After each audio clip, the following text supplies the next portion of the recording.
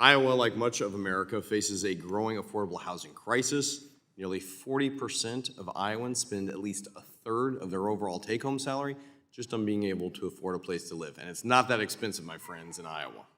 Our rural communities are already grappling with population decline and economic strain, risk of losing the very housing that keeps seniors, families, working Iowans, farmers rooted in our most rural communities. And my constituents are not asking for a handout, let's be clear. They're asking for a fair chance to live where their parents and their grandparents worked, where they worshiped, where they start a new life. Modernizing USDA's delivery system, expanding loan terms from 2 to 5 years, and allowing funding for site development activities like surveying and design, these reforms don't represent radical ideas, they represent common sense.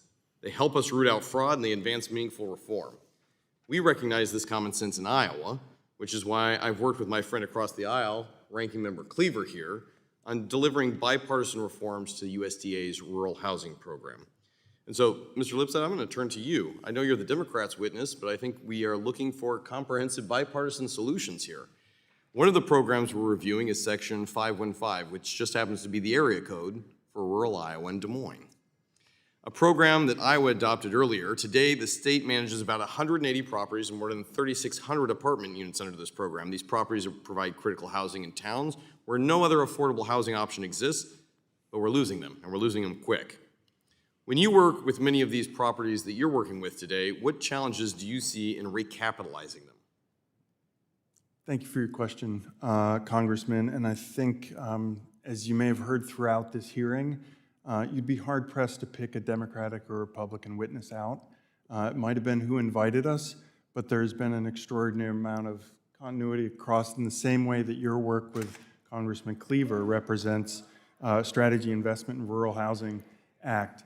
It lays out an authorization for programs that are needed for that capitalization. You're authorizing $200 million a year for the MPR program at USDA, which would do exactly what you just called for. You would, if we gain the support of the rest of the members around, that bill also does one of the most fundamental elements you could do for the multifamily housing programs at USDA, which is to decouple rental assistance from the mortgage. The moment you pay your last mortgage payment, you have lost your ability to get that very modest subsidy to continue to house folks who are in the building today.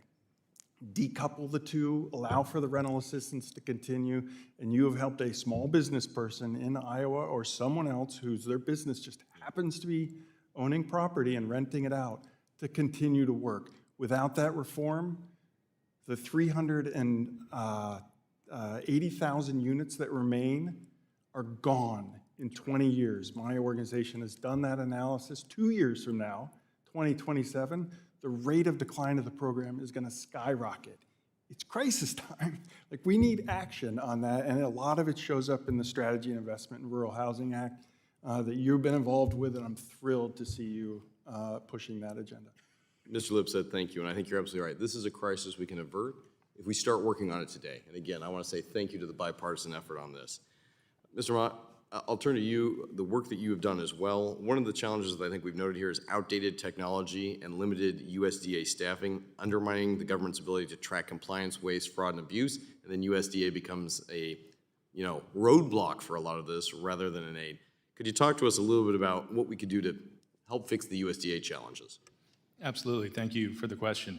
So yes, RD is full of great people and great staff that care a lot about what they do. They are certainly hampered by their outdated technology. Their IT is, no exaggeration, 35 to 40 years behind.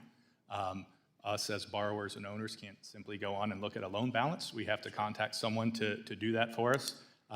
Investments in IT, investments in staff and training would go a long way to speed up the approval processes that we need to develop the housing that we build. At CAR, we met with both USDA and HUD staff early this year and presented memos to them on ways to improve their procedures and their work that they do, and we have submitted those to the committee for review. Thank you very much. This is coming directly from my homeowners, my property builders in Iowa, as well as those who want to rent. Let's have a stronger going forward. Thank you, Madam Chair, for the opportunity to join.